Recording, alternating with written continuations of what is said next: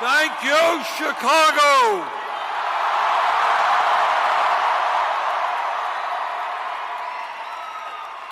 It is nice to have a gathering with a few friends.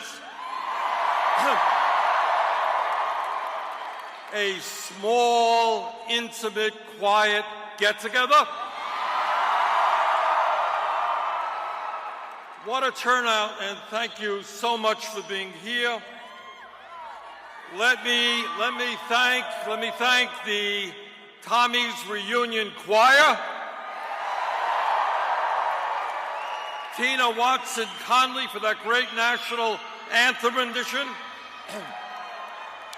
Destiny Harris, Danny Lyon, Ashley Galvin Ramos. Let me thank the Ice Cream King from Vermont, Ben Cohn. Let me thank one of the outstanding members of the U.S. Congress, Ro Khanna. And let me thank my fellow political revolutionary, Senator Nina Turner.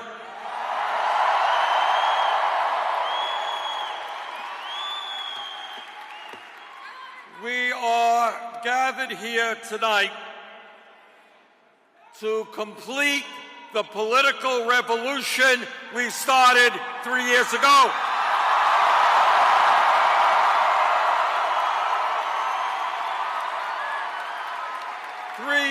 Ago, they thought we were kind of crazy and extreme. Not the case anymore. 3 years ago, the ideas that we brought forth here in Illinois and all over the country were rejected by Democrats. Not anymore.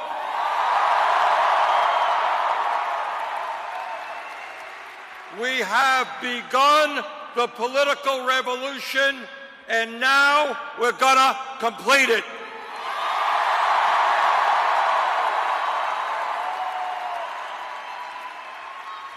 I want to thank all of you for being part of a campaign which will be unprecedented in modern American history.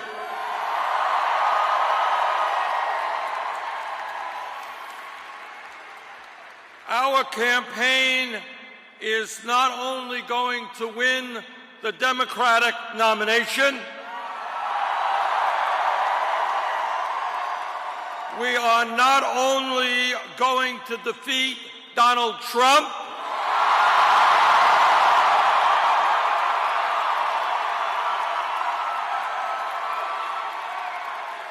the most dangerous president in modern American history,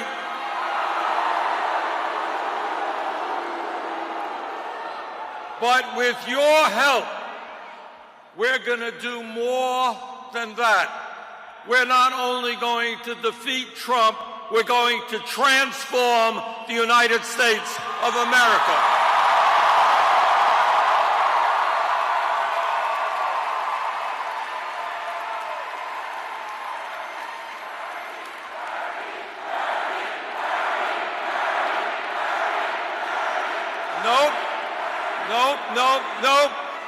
No, it ain't Bernie, it is you. It must be you.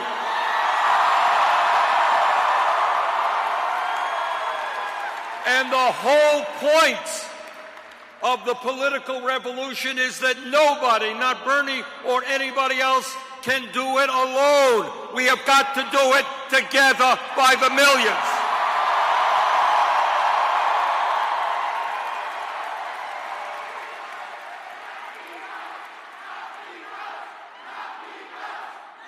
Now we're talking. That's right. Together, not me, but together, we are going to finally in this country create an economy and government that works for all of us, not just the 1%.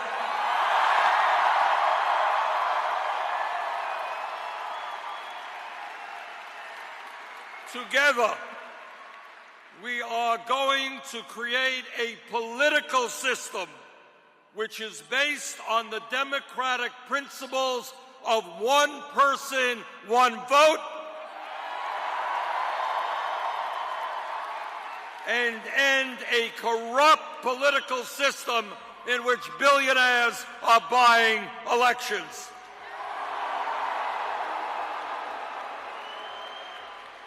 Today, I want to welcome you to a campaign which says loudly and proudly that the underlying principles of our government will not be greed, kleptocracy, hatred, authoritarianism, and pathological lying.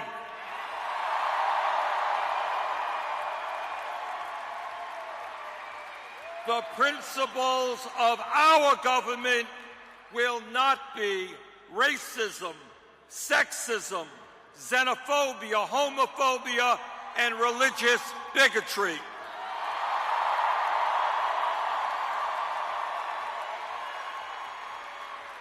All of that is going to end.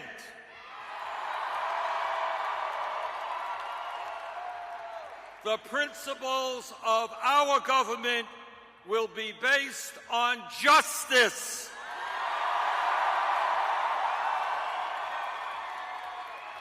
on economic justice, on social justice, on racial justice, and environmental justice.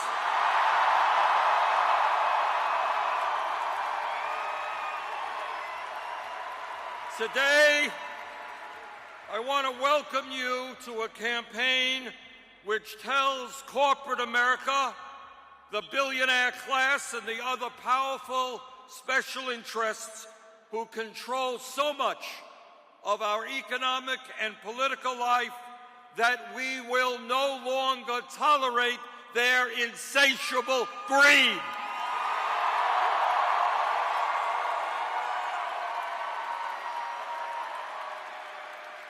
A greed which has resulted in our country having more income and wealth inequality than any other major country on earth. Now, I understand that it is not talked about too much in Congress or in the media, but in my view, we can no longer stand idly by and allow 3 families in this country to own more wealth than the bottom half of America.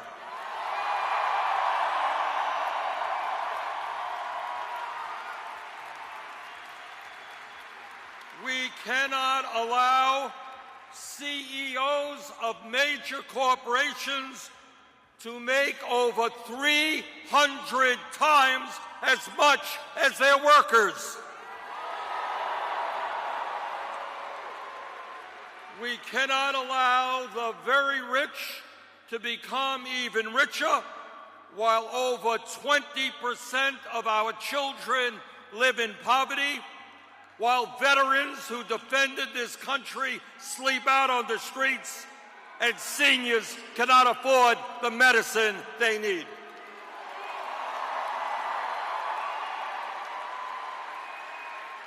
We will no longer accept 46% of all new income going to the top 1%, while millions of Americans are forced to work 2 or 3 jobs just to survive, and over half of our people live paycheck to paycheck.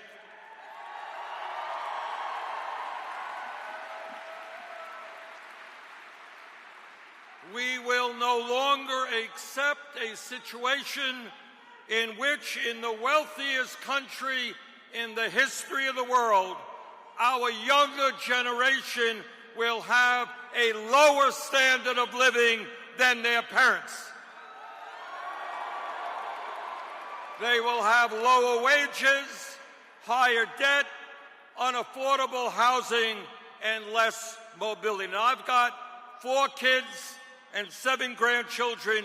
Downward mobility is not acceptable to me or the American people.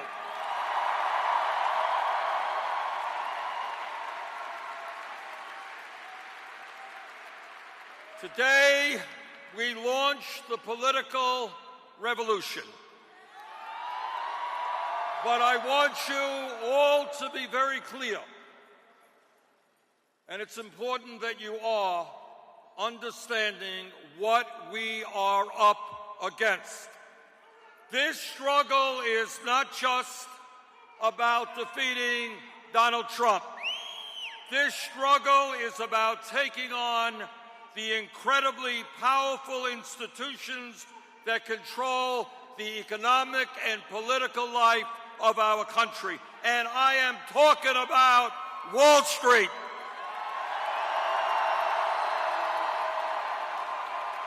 I am talking about the insurance companies and the drug companies and the fossil fuel industry and the military-industrial complex and the prison industrial complex. Brothers and sisters, there is too much concentration of wealth and power in this country, and this is a fight we are not going to run away from.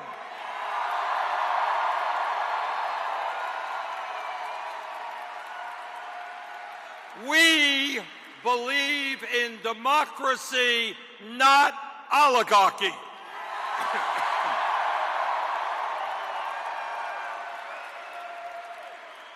Today, we say to the private health insurance companies, whether you like it or not, the United States will join every other major country on earth and guarantee health care to all people as a right.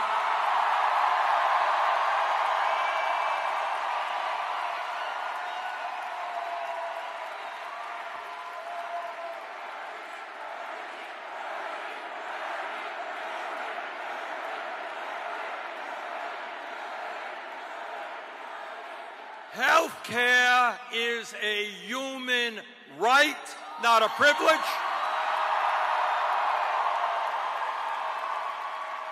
And together, we will pass a Medicare for all single-payer program.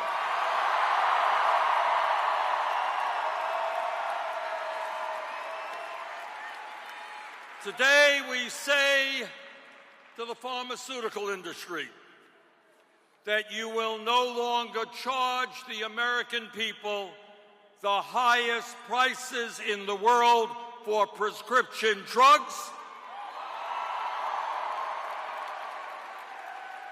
The result being 1 out of 5 Americans cannot afford to buy the medicine their doctors prescribe. How crazy is that?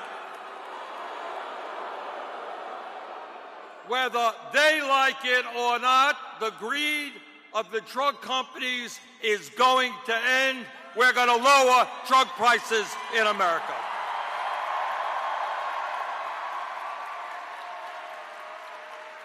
Today, we say to Walmart and the fast food industry and other low-wage employers, stop paying your workers starvation wages.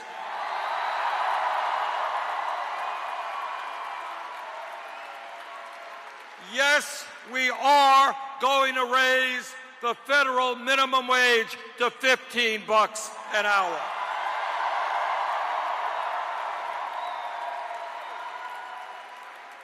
It is not a radical idea to suggest that anyone in America who works 40 hours a week should not be living in poverty.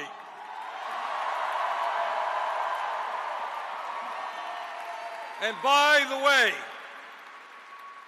because we understand that the future of the American middle class is tied into the growth of trade unions, we're going to make it easier for workers to join unions, not harder.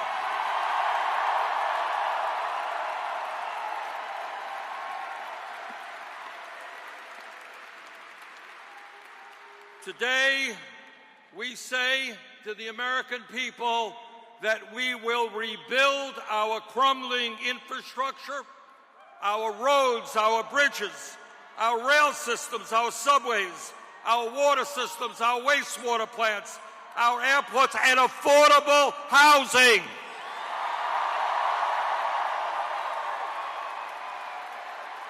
And when we do that, when we put our people to work rebuilding this country, we create up to 13 million good-paying jobs.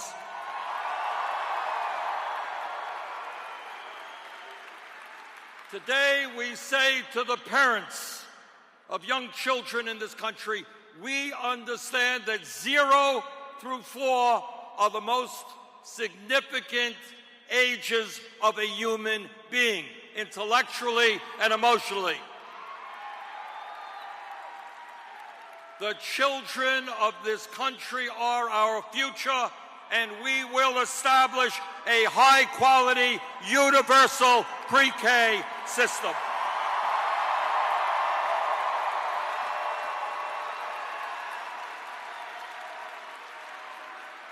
Today, we say to the young people that we want you to get the best education that you can, regardless of the income of your family.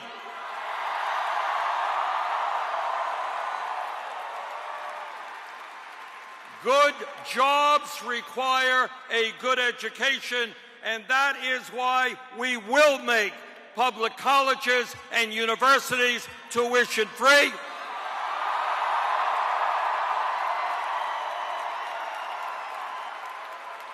And we will end the absurdity of millions of our people forced to pay high interest rates on outrageously high student loan debt.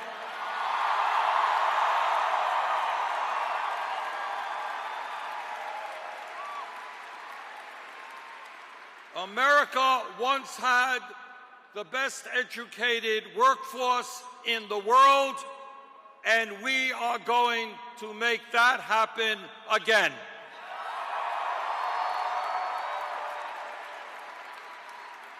Today, we say to our senior citizens, we understand you cannot survive on $12,000 or $13,000 a year Social Security.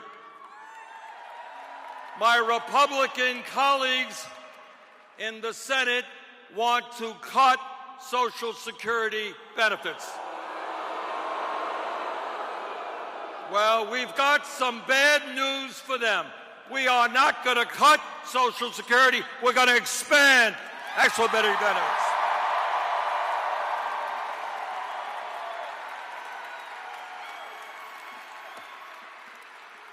Today, we say to Donald Trump and the fossil fuel industry that climate change is not a hoax.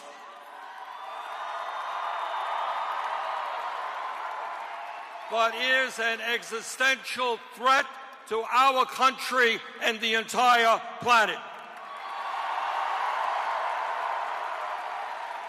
And we intend to transform our energy system away from fossil fuel into energy efficiency and sustainable energy. And in the process, we will create millions of good-paying jobs.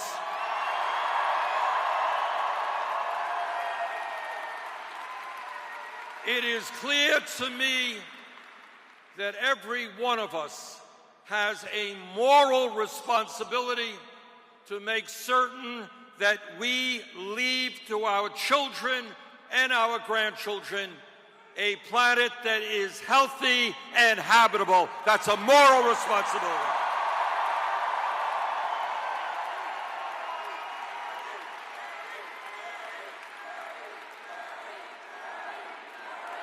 Today we say to the American people that instead of demonizing the undocumented immigrants in this country, we're sick and tired of the demonization. We are going to pass comprehensive immigration reform and a path towards citizenship.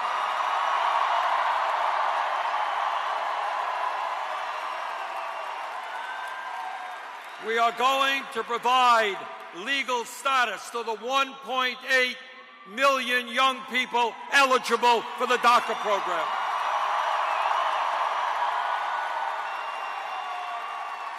And we are going to create a humane border policy for those who seek asylum.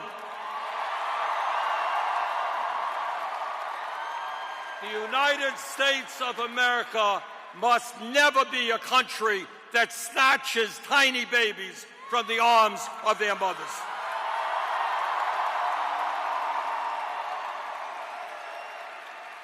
Today, we say to the top 1% and the large profitable corporations, people who have never had it so good, that under a Bernie Sanders administration, we're going to end the massive tax breaks and loopholes that you currently enjoy.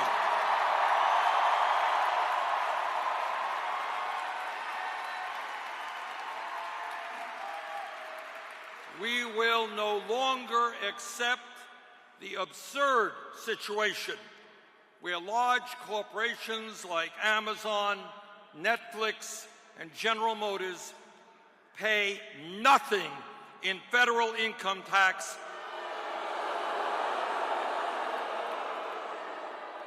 We will no longer tolerate a situation in which the wealthy and large corporations store tens of billions of dollars in the Cayman Islands and other tax havens. Together, we are going to end austerity for working families and bring some austerity to corporate America.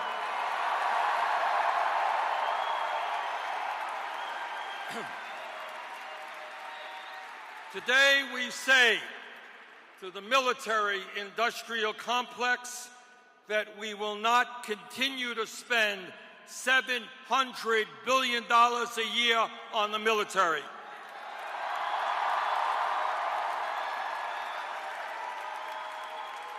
And that is more than the next 10 nations combined. We are going to invest in affordable housing. We're going to invest in public education. We're going to invest in rebuilding our infrastructure. We are not going to invest in never-ending wars.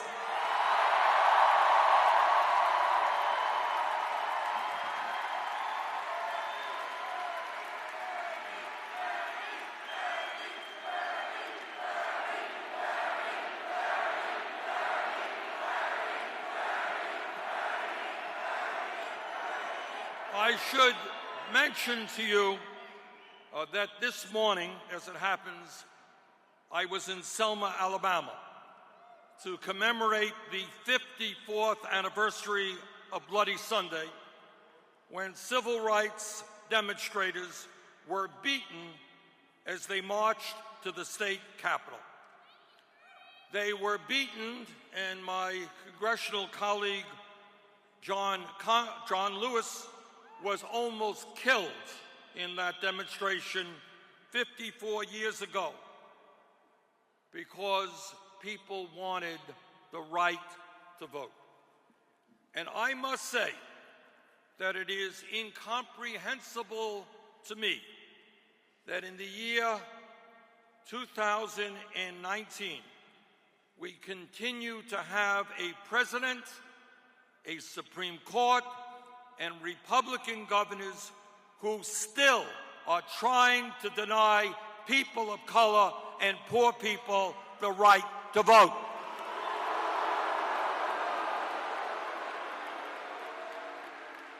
In the last decade, more than 30 states have considered voter suppression laws whose clear intent is to disenfranchise people of color. How pathetic, how cowardly is that? Together, we will end voter suppression in this country.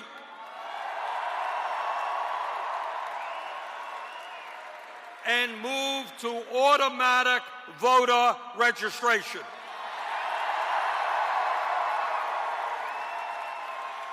If you are a citizen and 18 years of age, you are registered to vote.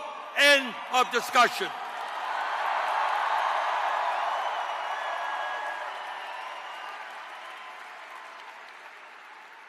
And when we talk about civil rights, let me become a little bit personal. As some of you may know, I spent 4 years of my life here in Chicago.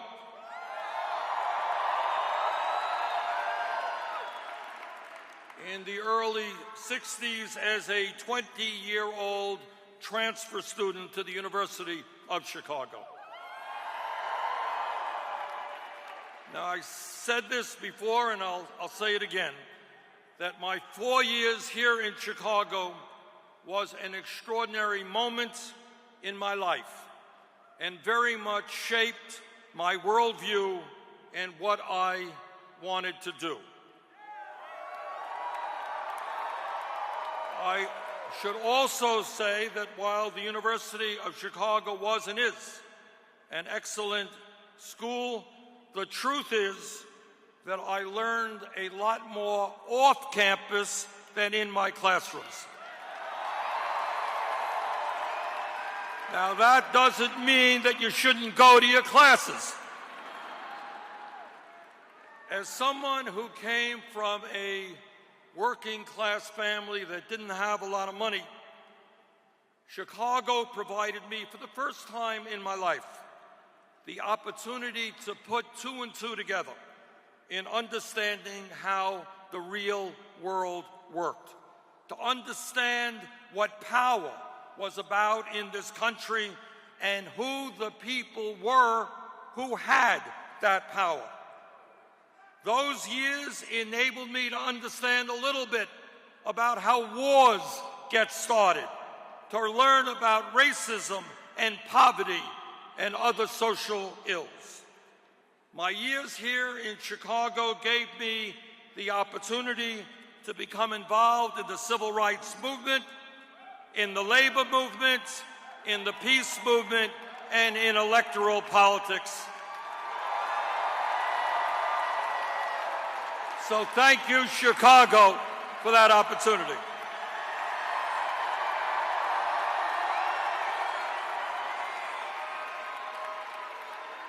As a student at the University of Chicago in the early 60s, I became involved with a civil rights organization called the Congress on Racial Equality, CORE, which was one of the leading civil rights groups of that period. Now, some of you may not know this, but in the early 1960s, the University of Chicago owned segregated housing.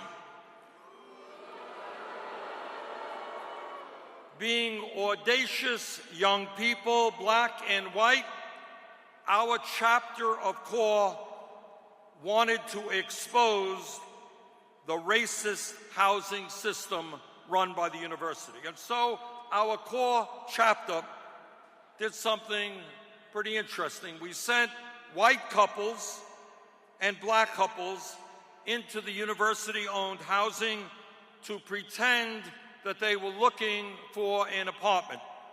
And you can guess what happened. When the black couples showed up, there were just no apartments available. Sorry about that, there's nothing available for you.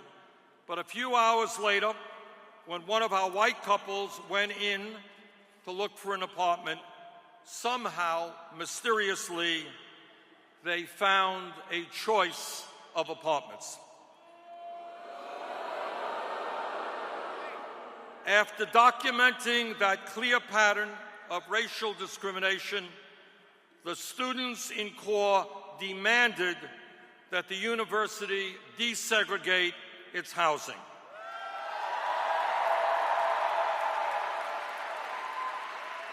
When they refused, we staged one of the first ever civil rights sit-ins in the North.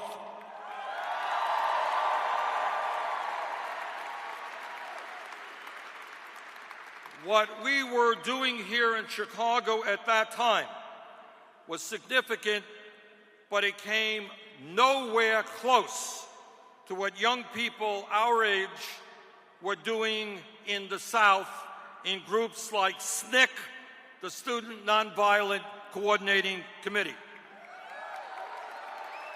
We were protesting. They were putting their lives on the line, and some of them, in fact, were murdered. In 1963, I, along with a busload of other students from Chicago, took a 600-mile ride to Washington, D.C. for what remains in my mind an unforgettable day. We went to the nation's capital to participate in the March on Washington for Jobs and Freedom.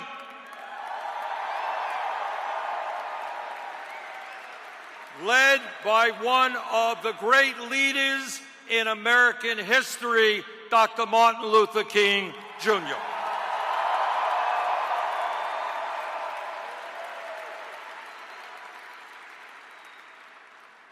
I had the honor of being there to hear him deliver his now famous "I Have a Dream" speech, and that was a day I have never forgotten.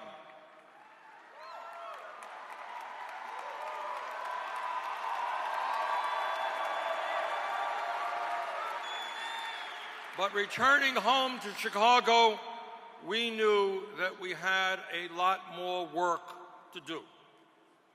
At that time, it was 9 years, it had been 9 years since the Brown versus Board of Education decision, Supreme Court decision, that desegregated schools in America.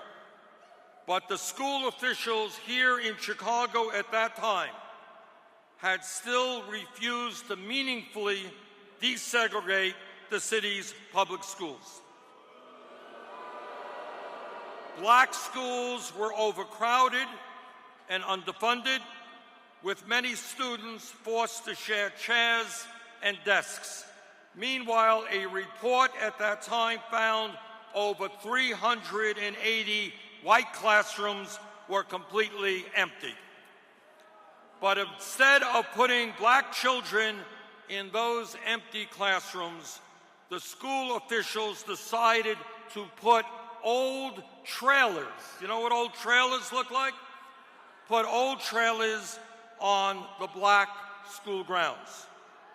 And those trailers were called Willis wagons after the Chicago school superintendent of that time, Mr. Benjamin Willis. Those trailers were a monstrosity. Students would boil in the heat and freeze in the cold. They were infested with rats. They were an insult and a disgrace, and the community fought back.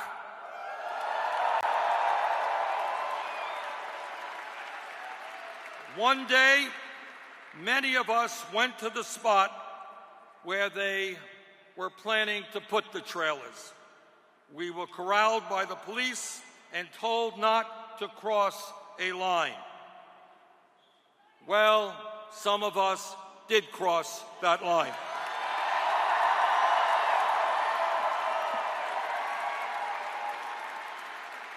And, of course, we were arrested. And we spent that night in jail until we were bailed out in the morning by the NAACP. Now, the reason I tell you all of this is because my activities here in Chicago taught me a very important lesson that I have never forgotten.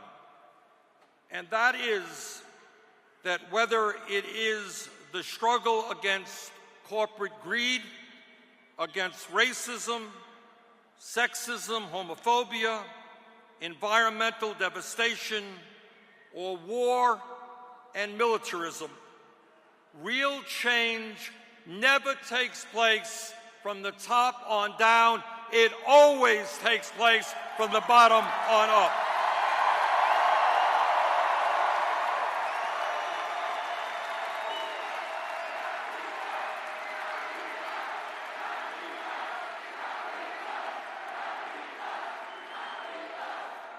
Have we made progress in civil rights in this country since the early 1960s when I lived here in Chicago? And the answer is yes, we have.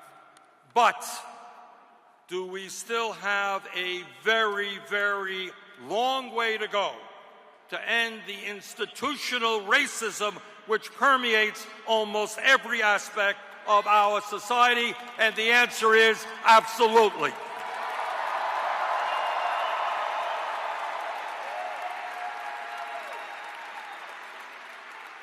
Two years ago, we turned on our televisions and we saw Nazis marching in Charlottesville. Nazis marching in the streets of the United States. We have, in recent years, seen a major spike in hate crimes against blacks, against Muslims, against the gay community, against Jews, against Latinos, and other minorities.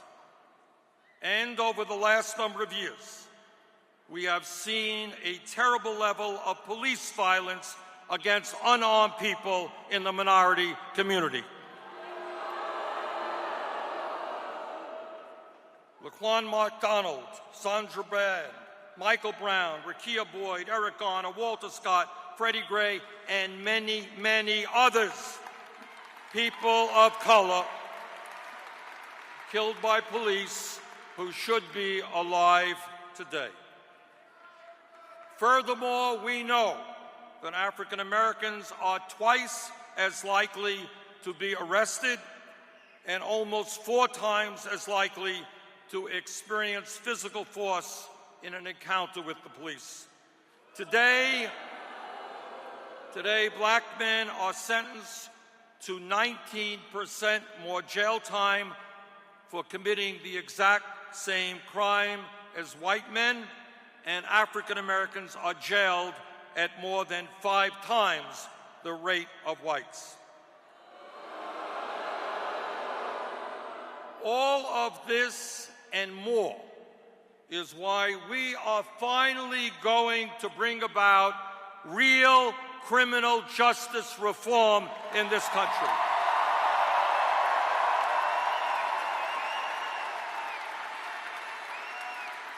We are going to end the international embarrassment of having more people in jail than any other country on earth. Instead of spending $80 billion a year on jails and incarceration, we are going to invest in jobs and education.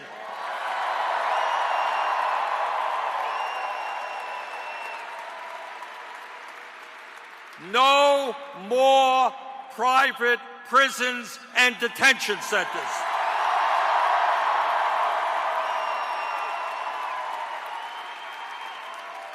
No more war on drugs.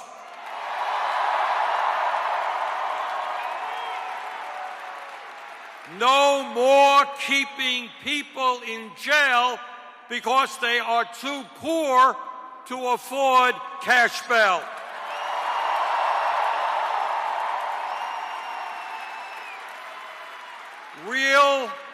Real police department reform led at the federal level, which says that lethal force is the last resort, not the first.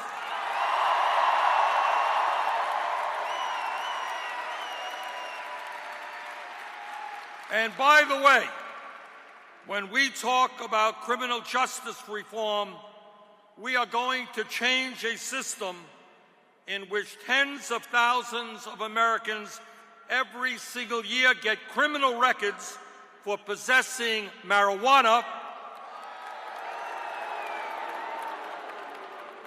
but not one major Wall Street executive went to jail for destroying our economy in 2008. No, they didn't go to jail. They got a $1 trillion bailout. Our campaign, as you know, is about fundamentally ending the disparity of wealth and power in our country when so few have so much and so many have so little. But as we do that, we must end the disparity within the disparity. Today, the average black family has 1/10 the wealth of the average white family. Today, the infant mortality rate in black communities is more than double the rate for white communities, and the death rate for cancer and almost every disease is far higher for blacks. Black women are 3.5 times more likely to die from pregnancy than white women. Today, Flint, Michigan is still without new pipes for clean water. And it's not just Flint. There are thousands of other communities, often minority communities, where the water that people are drinking, the air that people are breathing, is not fit for human beings. Today, redlining prevents black-owned businesses from getting the loans they need, and predatory lending results in higher interest rates in the African-American community. Whether it is a broken criminal justice system or massive disparities in the availability of financial services, or health disparities, or environmental disparities, or educational disparities, our job is, and we will, create a nation in which all people are treated equally.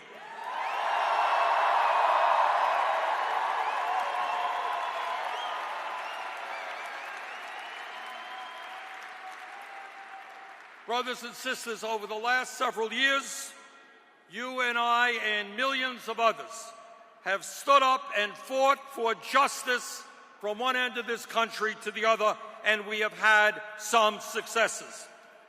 Today, as billionaires and large corporations have attacked unions, destroyed pensions, deregulated the banks, and slashed wages, we have succeeded in raising the minimum wage to $15 an hour in state after state and city after city.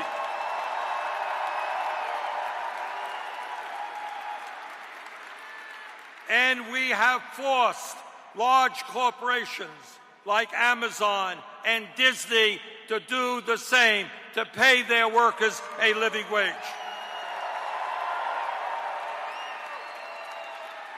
And as teachers all over this country have stood up and fought for a decent education for their kids. We have supported them as they went out on strike.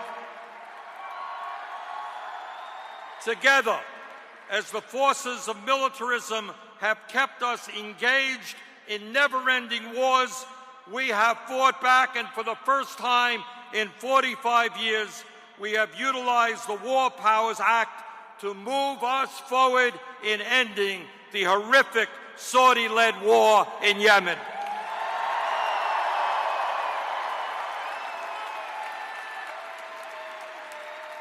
Together, as so many of our young people have received criminal records for nonviolent offenses, we have fought to end the war on drugs, and we have seen state after state decriminalize marijuana or legalize marijuana.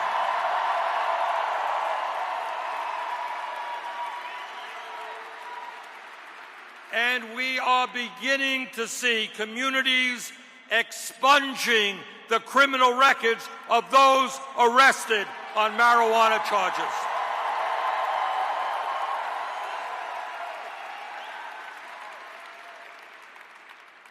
We have won some victories, but our struggles have certainly not always been successful.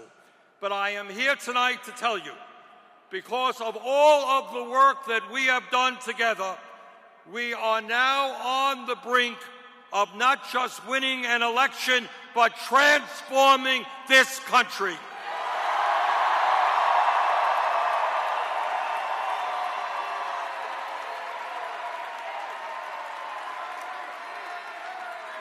And let me tell you what that transformation will look like. When we are in the White House,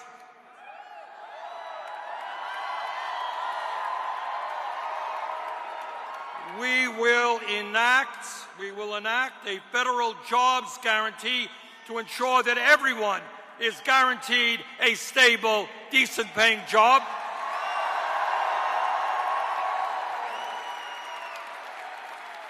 There is more than enough work to be done in this country. Let's go out and do it and put people in those jobs.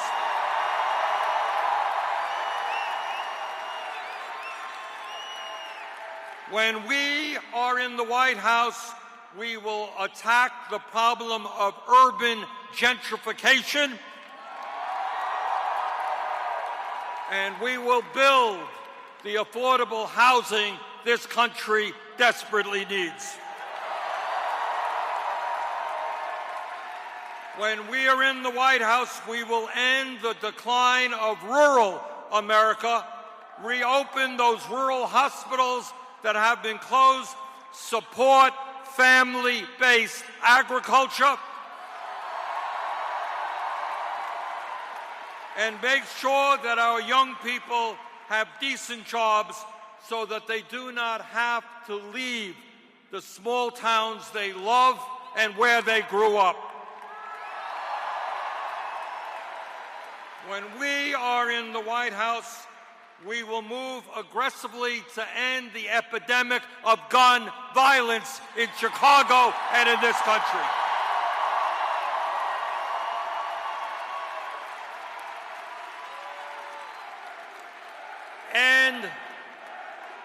And the NRA notwithstanding, we are going to pass common sense gun safety legislation.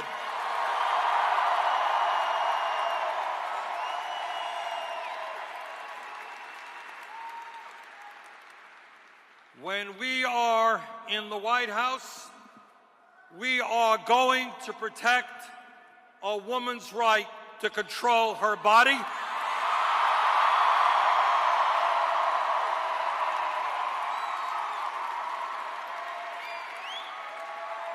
That is not a decision for the federal government or the state government or the local government. That is a woman's choice and nobody else's.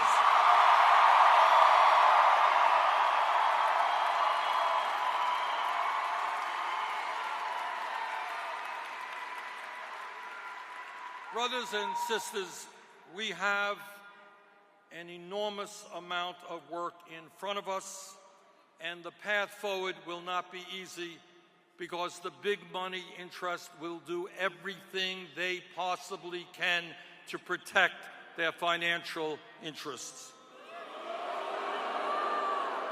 And they have an unlimited amount of money at their disposal.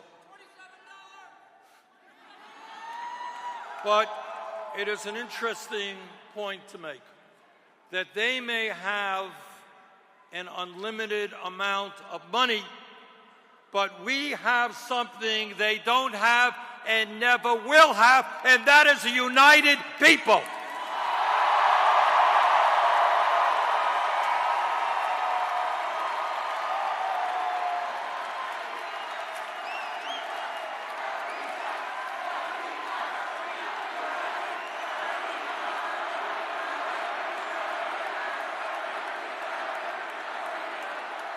And this is what I believe from the bottom of my heart. And that is, if we do not allow Trump and his friends to divide us up, if we stand together as black and white and Latino, Asian American, Native American, if we stand together as gay and straight, if we stand together as native born and immigrant, if we stand together as women and men, if we stand together,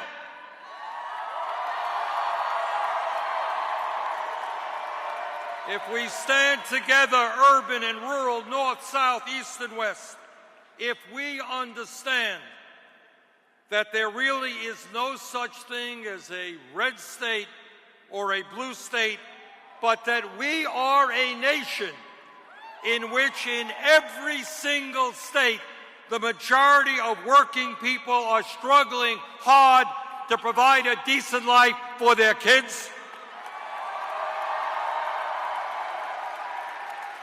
If we stand together, believing in justice and human dignity, if we believe in love and compassion, the truth is, there is nothing we cannot accomplish. Let us go forward together. Thank you.